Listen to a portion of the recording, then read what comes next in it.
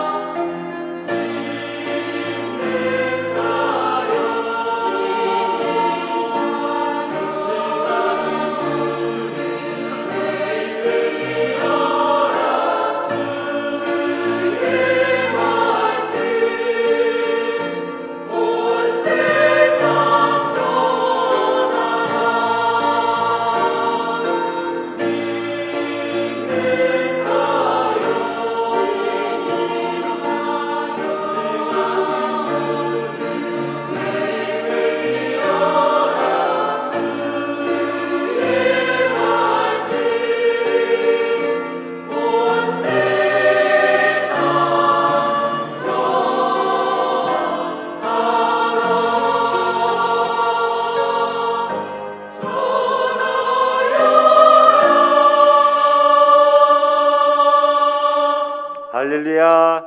아멘. 감사합니다.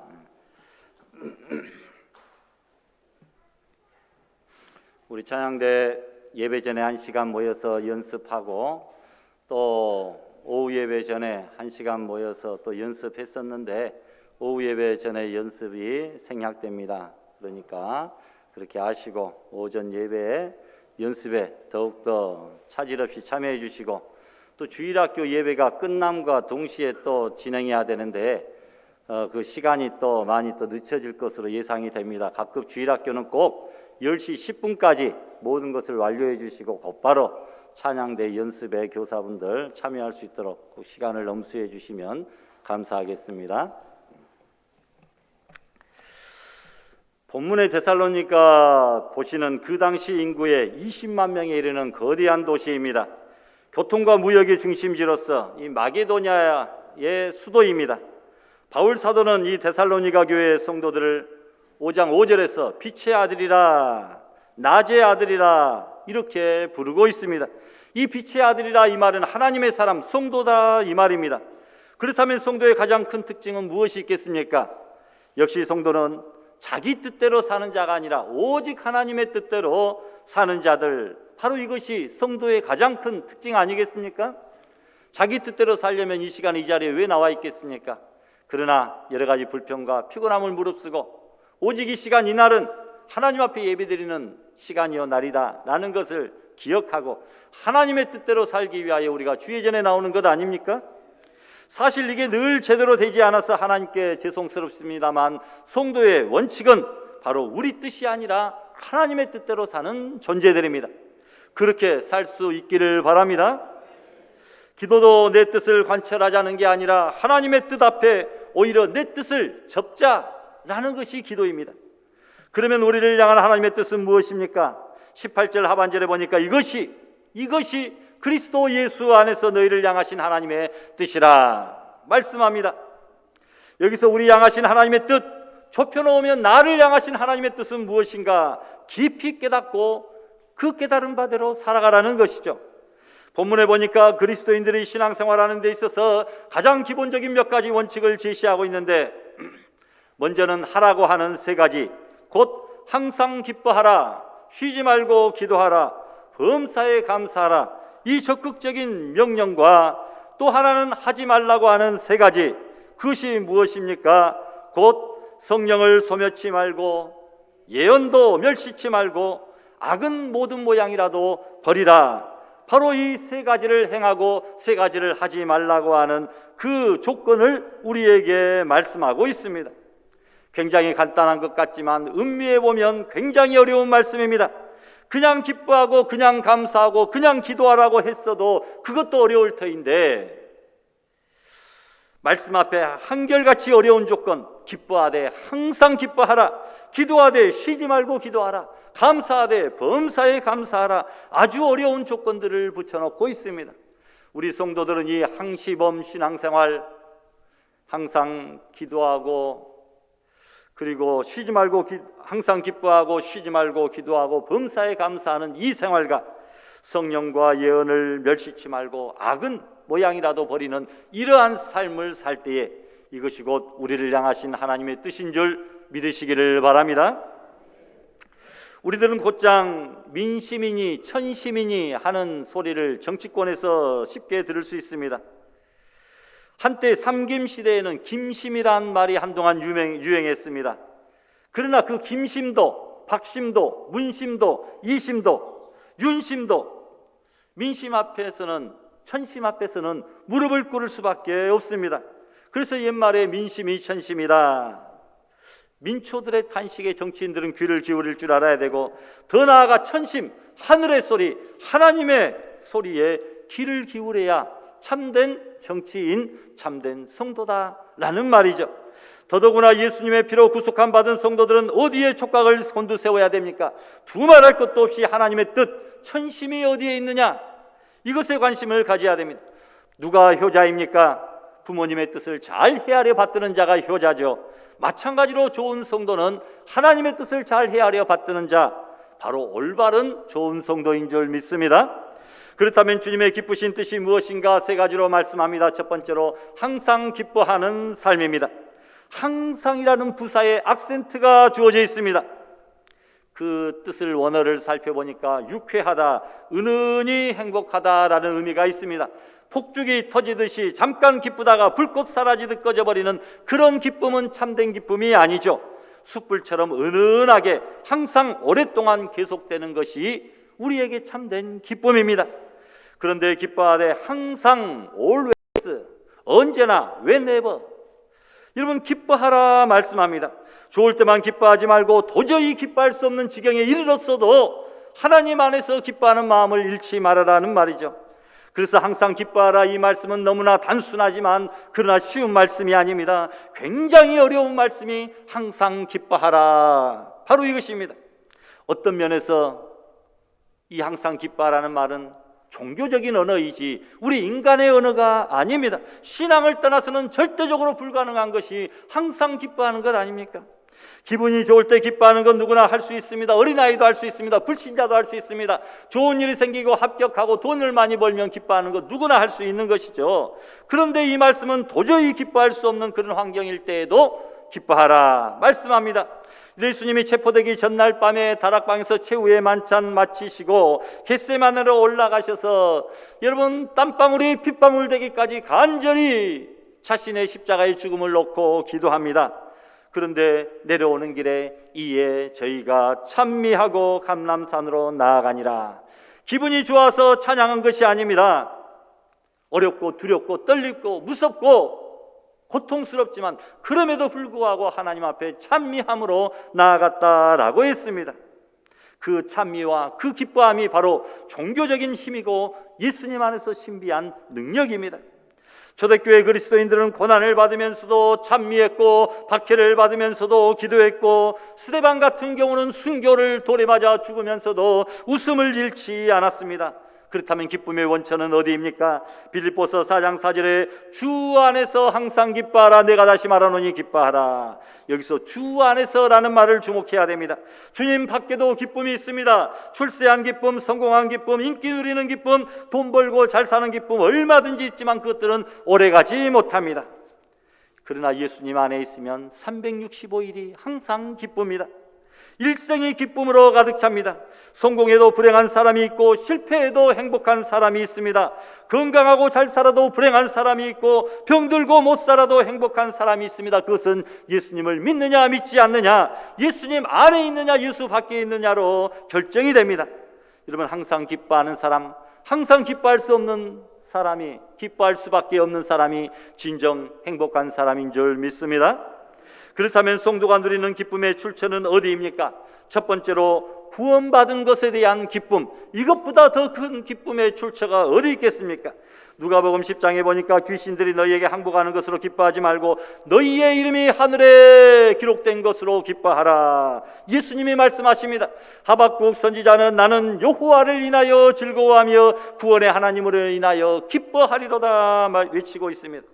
두 번째로는 성령님이 주시는 기쁨입니다. 로마서 14장에 보니까 하나님의 나라는 성령 안에서 의와 평강과 희락이라. 성령 안에서 희락이라 말씀합니다. 셋째로 말씀 속에서 위로와 기쁨이 큽니다. 예레미야에 보니까 주의 말씀은 내게 기쁨이라 내 마음의 즐거움이라. 주님의 말씀이 내게 기쁨이요 즐거움이라는 겁니다. 또한 하나님의 도우심 때문에 기쁘고 즐겁습니다. 시편 63편에 보니까 주는 나의 도움이 되셨습니다. 내가 주의 날개 그늘 아래에서 즐거이 부르리이다. 주님이 나를 도와주심으로 내가 즐거이 부르리이다 말씀합니다. 근심 중에라도 기쁨을 잃지 말고 세상적인 것 때문에 영적인 기쁨을 상실해서는 안 됩니다.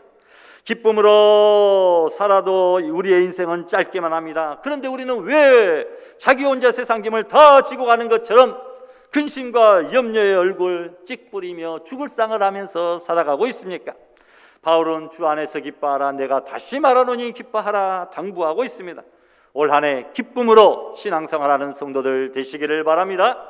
그 어떠한 어려운 위기와 고통과 환난과 코로나의 엄중한 상황이 지속된다 할지라도 주 안에서 항상 기뻐할 수 있기를 축복합니다. 두 번째로는 쉬지 말고 기도하는 삶이 주님의 뜻입니다. 그냥 기도하라고만 했으면 부담이 덜 가는데 쉬지 말고, 이 말 때문에 이 말도 참으로 지키기 어려운 말씀입니다. 쉬지 말고 기도하라. 이것도 종교적인 언어, 신앙의 언어이지 우리 인간의 언어가 아니라는 거죠. 왜 쉬지 말고 기도하라고 합니까? 그 이유는 기도는 영적인 호흡이기 때문입니다. 호흡은 숨 쉬는 겁니다. 때문에 무슨 일이 있어도 멈출 수 없는 것이 바로 숨 쉬는 것. 자면서도 숨 쉬고 기절했어도 숨은 쉽니다. 기도가 바로 이와 같다는 것입니다. 육신의 생명이 산소를 들이마셔야만 살 수 있듯이 영적 생명 또한 하나님으로부터 지음받았기에 하나님의 은혜를 들이마셔야 날마다 살 수 있는 그런 존재로 우리는 창조되었습니다. 그것이 바로 기도다. 그래서 기도를 안 하면 살 수가 없고 기도를 안 하면 죄가 됩니다. 이 죄가 얼마나 무서운 죄인지 알았던 사무엘은 나는 결단코 기도를 쉬는 죄를 범하지 않겠다. 기도 쉬는 것도 죄라고 안타까워하며 통회합니다. 그런데 문제는 쉬지 말고 기도하라는 그 말씀이 우리에게 걸림돌 됩니다. 그럼 밤낮 예배당에서 기도만 하며 살란 말입니까? 그럼 언제 가정생활하고 언제 사회생활합니까? 언제 공부합니까? 여러분, 그러나 너무 낙심하지 마십시오. 기도는 여러분 여러 가지 종류가 있습니다. 부르짖는 기도가 있습니다. 마음속으로 묵상하는 기도가 있습니다. 생활 속에 기도가 있습니다. 삶 자체의 기도가 있다는 것입니다. 여기서 쉬지 말고 기도하라, 이 의미는 하나님을 날마다 순간순간 부단히 의지하라 이 말입니다. 항상 기도하는 마음가짐으로 생활하라는 의미입니다. 기도하는 정신으로 살라 이런 의미입니다. 그러니까 우리가 이 말씀 조금 위로가 되죠. 쉬지 말고 기도하라는 그 말씀에 나도 동참할 수 있겠구나. 여러분, 기도는 믿음이 있는 사람만이 할 수 있는 신앙의 행위입니다. 믿음 없는 사람은 절대로 기도하지 못합니다. 탄식이나 푸념이나 톡백은 할 수 있을지라도 살아계신 하나님 앞에 우리의 소원이 이루어질 줄 믿고 확신하는 마음으로 기도는 절대 불신자는 드릴 수가 없다는 것이죠. 성경은 기도에 대한 약속들이 참으로 많습니다. 마태복음 21장 22절 보니까 믿음으로 기도한 자는 믿고 구하는 것 다 받으리라 말씀합니다. 또한 이사야 55장에 보니까 하나님은 기도를 통하여 성도들을 만나 주시기를 원합니다. 여호와를 만날 만한 때에 찾으라, 가까이 계실 때에 그를 부르라. 또한 하나님은 구하고 찾고 두드리면 응답해 주신다고 마태복음 7장 8절에 말씀합니다. 구하는 이마다 찾을 것이요, 찾는 이가 구하는 이마다 얻을 것이요, 찾는 이가 찾을 것이요, 두드리는 이에게 열릴 것이라고 말씀합니다. 또한 여러분, 주 안에서 기도하면 이루어 주시겠다고 요한복음 15장 7절에 말씀합니다. 내 말이 너희 안에 거하고 너희가 내 안에 거하면 무엇이든지 원하는 대로 구하면 반드시 주시겠다 약속하고 계십니다. 또한 기도는 하나님을 만날 수 있는 지름길이요, 축복의 통로입니다. 기도하지 않고 하나님 앞에 은혜 받고 복 받고 은혜 받은 사람은 단 한 사람도 없습니다. 아브라함의 기도는 소돔성의 멸망의 계시를 받아 롯의 가족을 구원하였고, 모세의 기도는 애굽의 학정에서 이스라엘 백성을 구원하는 하나님의 기적을 체험하게 되었고, 요수아의 기도는 태양을 멈추게 함으로 아모리 족속과 싸워서 대승하게 되었고, 한나의 기도는 믿음의 사람 사무엘을 얻는 기쁨을 맛보았고, 다윗의 기도는 모든 위기를 모면케 해주시는 하나님의 놀라운 은혜를 경험하는 축복의 통로를 가져오게 되었습니다. 엘리야의 갈멜산상에서의 기도는 하나님만이 모든 것들 위해 참된 유일한 신임을 증거하게 되었고, 다니엘의 기도는 사자 굴에서 사자의 입을 봉함으로 육신의 구원을 체험하게 되었으며, 히스기야의 기도는 18만 5천 명의 아수르 군대를 멸절시키는 승리의 기쁨을 누릴 뿐만이 아니라 자신의 수완이 15년이나 병환에서 연장되는 놀라운 축복을 경험하게 됩니다. 바울의 기도는 빌립보의 옥문을 열게 함으로써 간수장이 예수님을 믿게 되는 생명의 기쁨을 얻게 됩니다. 어거스틴의 어머니 모니카의 눈물의 기도는 탕자를 성자로 변화시켰고, 루터는 하루 3시간씩 기도하였기에 종교개혁의 놀라운 빛을 발하게 된 것입니다. 그러므로 기도야말로 위대하신 하나님을 체험하는 지름길이요, 축복의 통로가 아닐 수 없습니다. 우리도 이런 놀라운 은혜와 축복과 기적을 경험하고 맛보기를 원하신다고 한다면 우리가 주님 앞에 나아가 쉬지 말고 기도함으로 하나님의 뜻을 온전히 체험하는 성도들 되시기를 바랍니다. 그래서 기도는 새벽에만 하는 것이 아닙니다. 산에 가서만 하는 것이 아닙니다. 어떤 정해진 시간에만 하는 것이 아닙니다. 삶 속에서 쉬지 말고 기도하는 정신으로 살면 그것이 곧 기도인 것이죠. 다시 말하면 긴장을 풀지 말고 살아라. 항상 하나님을 염두에 두고 의지하며 살아라, 의식하며 살아라는 말입니다. 사람이 세상 살면서 어느 순간 긴장이 풀리면 방심하게 되고 허점이 생기고 그 틈을 사탄이 헤집고 들어옵니다. 그래서 쉬지 말고 기도하라, 영적으로 날마다 긴장하며 살아라, 이런 말이죠. 여러분, 쉬지 말고 항상 성령 안에서 무시로 기도하는 우리 성도들이 되시기를 축복합니다. 세 번째로, 하나님의 뜻은 범사에 감사하는 삶입니다. 여기서도 우리가 지키기 어려운 것이 범사라는 말에 딱 걸림돌이 걸립니다. 모든 경우에 어떤 경우든지 감사하라. 그러니까 유익할 때는 물론이고 손해보았을 때도 감사하라는 말입니다. 신앙을 떠나서는 불가능한 언어이기에 이 단어도 종교적인 언어에 속합니다. 우리는 모두 구원받은 백성이므로 믿음의 감사를 할 수 있는 경지까지 도달해야 됩니다. 받고 나서 감사하는 것도 중요합니다. 깨달음과 자족하는 감사, 이것도 중요하죠. 그러나 그것만으로는 부족합니다. 믿음에서 나오는 감사가 있어야 됩니다. 믿음의 감사는 받아서 하는 감사가 아니고 빼앗기고도 하는 감사입니다. 믿음의 감사는 건강해서 하는 감사가 아니고 병들고 나서도 하는 감사입니다. 믿음의 감사는 오래 살고 장수해서 하는 감사가 아니고 일찍 죽으면서도 하는 감사입니다. 믿음의 감사는 그래서 아무나 할 수 있는 그런 감사가 아닙니다. 감사의 격이 다르고 차원이 다릅니다. 이것이 믿음의 감사입니다. 전화위복시켜 주실 하나님,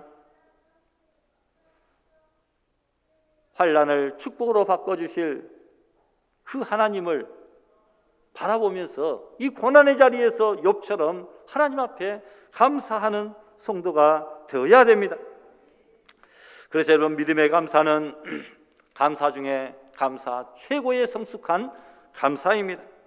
욥이 집이 무너져 하루아침에 10남매를 잃고 재산을 잃어버리고 아내까지 도망칩니다. 나중에는 몸에 병까지 들었습니다. 머리에서 발끝까지 부스럼이 돋아서 재 가운데 앉아서 기와정으로 온몸을 벅벅 긁을 지경이 됩니다. 그런 와중에서 온전한 정신을, 믿음을 가지고 살아간다는 것은 기적 중에 기적입니다. 그런 가운데서도 욥은 1장 21절에 주신 자도 여호와, 취하신 자도 여호와시오니 여호와의 이름의 찬송을 받으실지어다. 여러분, 이것이 환난 중에 나오는 참된 믿음의 감사입니다. 성경은 범사에 감사하라, 이 말씀은 명령입니다. 또한 하나님의 뜻입니다. 어떠한 경우든지, 부하든지 가난하든지 평안하든지 고난스럽든지 감사하라는 말입니다. 왜냐하면 우리의 모든 범사의 생활 속에 하나님의 놀라운 섭리가 들어있기 때문에 고난 중에도 감사할 때 하나님의 놀라운 섭리가 그 뜻이 이루어진다는 겁니다. 그리고 그 고난 속에서도 감사할 만한 조건을 찾아내어 감사하는 사람이 진짜 신앙인입니다. 여러분, 감사하는 자는 태양과 같습니다.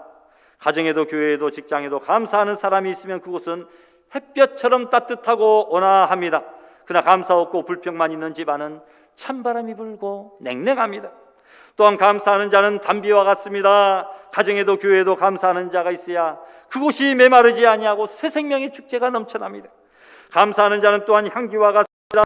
감사하는 집안, 감사하는 교회는 영적인 향기가 풍겨납니다. 그러나 감사가 없는 가정은 우울합니다. 또한 감사하는 자는 양약과 같습니다. 양약은 병을 치료할 뿐 아니라 몸을 보호해 줍니다. 감사가 보호약이고 양약이라는 말입니다. 고린도후서 8장에 나와 있는 마게도니아 교회, 즉 데살로니가 교회의 감사를 한번 알아보십시다. 그들은 시련 중에 감사를 드렸다라고 했습니다. 환난의 많은 시련 가운데서 저희 넘치는 기쁨과 극한 가난이 저희로 풍성한 연보를 넘치도록 하게 했다. 환난 중에 진짜 감사를 마게도니아 교회, 즉 데살로니가 교회가 했다는 것입니다. 사람들은 대부분 어려워지면 뒤로 물러나는 습성이 있습니다. 사업도 그렇고 살아가는 것도 신앙도 그렇습니다. 그런데 마게도니아 교회는 오히려 환난과 시련 때문에 더 풍성한 감사를 했다는 거죠. 또한 그 교회는 3절에 보니까 힘껏 감사를 드렸다. 저희가 힘대로 할 뿐 아니라 힘에 지나도록 자원하였다 말씀합니다. 감사는 누가 시켜서 억지로 해서 되는 것이 아니라 자원해서 마음을 다해서 하는 것이 진짜 감사라는 것이죠. 또한 여러분, 자신을 드리는 감사입니다. 5절에 보니까 저희가 먼저 자신을 주께 드렸다고 했습니다. 무엇보다도 좋은 봉헌과 헌신은 물질이 아니라, 시간이 아니라 자기 자신을 하나님 앞에 드리는 것이죠. 이것이 최선의 봉헌입니다. 우리는 감사해서 손해가 없습니다. 하나님께 적은 것 드렸더니 많은 것, 풍성한 것으로 우리에게 대갚아 주시는 것이 우리의 감사 생활이라는 것입니다. 그런데 여러분, 모르고 드리는 감사도 있습니다. 인생의 모든 것을 다 알고 있다면 그것처럼 괴롭고 슬프고 답답하고 불안한 것이 없을 줄 압니다. 우선 내가 언제 어디서 어떻게 죽을지 모르는 것이 얼마나 다행스러운 비밀입니까? 언제 몇 월 며칠 몇 시에 어디에서 죽는다는 것을 알고 있으면 얼마나 괴로운 일이겠습니까? 이것이 죽음의 3대 비밀입니다. 언제 어디서 어떻게 죽을지 모르는 비밀. 알고 있으면 좋을 것 같지만 알아봤자 좋은 것이 하나도 없고 얼마나 비참하고 불안하겠습니까? 또 우리는 내일을 모르며 삽니다. 이것 또한 얼마나 감사합니까? 내일이 무슨 일이 일어날지 모르고 살기에 오늘을 즐기며 행복하게 살고 있습니다. 내일 무슨 일이 일어날지, 사고가 일어날지 알고 있다고 한다면 오늘 하루도 행복하지 못할 것입니다. 그리고 내 몸에 무슨 병이 있는지 모르고 살기에 지금도 잘 먹고 잘 지내고 잘 잡니다. 알고 보면 불안해서 살 수 없는 것이 오늘날의 우리들의 생활 아니겠습니까? 도처에 수많은 질병과 재난과 환난과 역병이, 코로나가 우리를 위협하고 있지 않습니까? 모르고 사는 즐거움 참으로 감사해야 되겠죠. 또한 주님이 언제 오실지 모르고 있는 것도 어떻게 보면 감사한 일입니다. 그래야 항상 긴장하고 깨어서 말씀대로 살아갈 수 있을 것입니다. 만약 그 날과 그 시를 알고 있다면 지금 사회는 극도의 혼란 속에 빠질 것입니다. 어떤 사람들은 먹고 죽자, 하고 죽자, 다 돌아다녀 보고 죽자. 사회가 대혼란이 일어나겠죠. 언제 주님이 오실지 모르기 때문에 그래도 우리가 항상 깨어서 준비하며 믿음 생활 잘할 수 있다는 것입니다. 그러기에 우리 믿는 우리들에게는 해야 할 일이 있습니다. 그것은 기도입니다. 아무것도 염려하지 말고 모든 일에 기도와 간구로 너희 구할 것을 감사함으로 하나님 앞에 아뢰면 모든 지각에 뛰어난 하나님의 평강이 그리스도 예수 안에서 너희 마음과 생각을 지켜주신다고 했으니 모든 것을 주님 앞에 맡기고 의지하며 기도함으로 이 모든 불안과 두려움에서 승리할 수 있기를 바랍니다. 여러분, 철학자 폴 힐티는 그의 행복론에서 감사하라 그리하면 젊어진다, 감사하라 그리하면 밝다 라고 말합니다. 감사하라 그리하면 기쁨이 샘솟는다. 감사는 하나님의 명령이고 우리를 향하신 하나님의 뜻이라는 것이죠. 여러분, 하나님께 감사하십시오. 세상에 올 때 빈손으로 온 것을 아시고 죄인임을 내가 기억해야 되고 하나님 앞에 용서받고 구원받은 천국 백성 되었다고 하는 이 사실만 생각해도 우리의 마음속에는 감사가 철철 차고 넘칠 것입니다. 불평 있는 곳에 마귀가 짖짖지만 반대로 감사하는 심령은 성령님이 오십니다. 축복은 감사의 문을 통해 들어오고 불평의 문을 통해 나가버립니다. 감사하는 심령은 천국이지만 불평하고 원망하는 심령은 지옥입니다. 감사의 최고의 표현은 예배를 통해서 이루어집니다. 기도, 찬양, 헌금도 모두 감사의 표현입니다. 신앙은 순풍 중에서도 감사하고 역경 중에서는 더더욱 감사해야 됩니다. 감사하는 마음에 더욱더 감사의 풍성한 열매들이 줄줄이 맺혀 나오게 될 줄 믿습니다. 여러분, 세 가지의 신앙에 의해서 하지 말아야 될 세 가지의 신앙도 있습니다. 간단하게 정리합니다. 19절에 보니까 성령을 소멸치 말아야 된다, 성령의 불을 끄지 말아라, 이렇게 말씀합니다. 두 번째로 20절에 보니까 예언을 멸시치 말아라. 여러분, 이 예언은 하나님의 귀한 말씀입니다. 하나님의 말씀을 무시하고 하나님의 예언을 무시하고 장차 이 땅에 심판지로 재림하실 예수님의 오실 그 예언도 약속도 무시하고 살아가면 안 된다. 이 하나님의 예언의 소리, 하나님의 말씀의 약속에 민감해야 됩니다. 반신반의하거나 비웃거나 무시하면 어느 날 일본의 히로시마에 원자폭탄이 터져서 모두가 멸망하게 되듯이 그렇게 될 날이 찾아오고 만다는 것입니다. 세 번째로 여러분, 악은 모든 모양이라도 버려야 된다.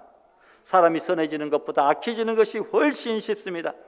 선해지기 위해서는 노력이 필요하고 수고가, 시간과 인내가 필요하지만 악해지기 위해서는 아무것도 필요하지 않습니다. 그냥 내버려두면 사람은 그냥 저절로 악해지게 되어 있습니다.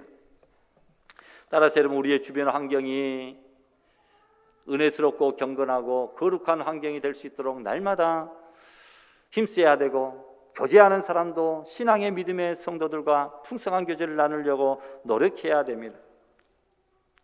여러분, 하나님의 뜻대로 사는 자에게는 모든 것이 합력하여 선을 이루어주시고 하나님의 뜻대로 사는 자가 하나님의 자녀가 됩니다. 주님의 뜻대로 사는 자에게 천국이 임하게 됩니다. 우리 모두 다 하나님의 뜻대로, 우리를 향하신 하나님의 뜻을 우리가 발견하며 그 말씀대로 순종하며 살아서 천국 백성, 복된 성도들이 다 될 수 있기를 주님의 이름으로 축원합니다.